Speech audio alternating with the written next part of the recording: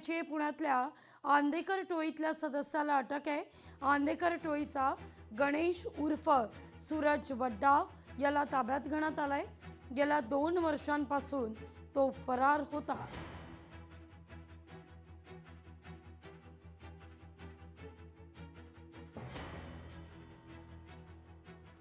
या गाडीची महत्त्वाची अपडेट आहे। कोकाडेंना सरेंडर करण्याकरता 4 दिवसांचा वेळ द्यावा, माणिकराव कोकाडे यांच्या वकिलाचा तसा युक्तिवाद आहे। माणिकराव कोकाडे यांच्या वकिलानं युक्तिवाद केलेला आहे।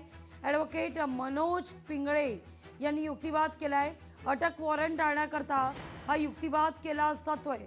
कोकाडे रुग्णालयात ॲडमिट आहेत। माणुसकीच्या दृष्टीनं त्यांना सरेंडर करण्याकरता 4 दिवसांचा वेळ द्यावा असा युक्तिवाद आहे। त्यामुळे 2 प्रश्न आता उपस्थित होत आहेत। एक तर ही मागणी वकिलांची मान्य केली जाणार का, आणि कोकाडेंना असं नेमकं काय झालं की अचानक कोकाडे रुग्णालयात दाखल झालेत। महत्त्वाची बातमी आहे, माणिकराव कोकाडे यांच्याशी संपर्क सुरू आहे असं अजित पवार म्हणतात। न्यायालयाच्या निर्णयानंतर भूमिका जाहीर करू अशी माहिती अजित पवार यांनी माध्यमांना दिली आहे।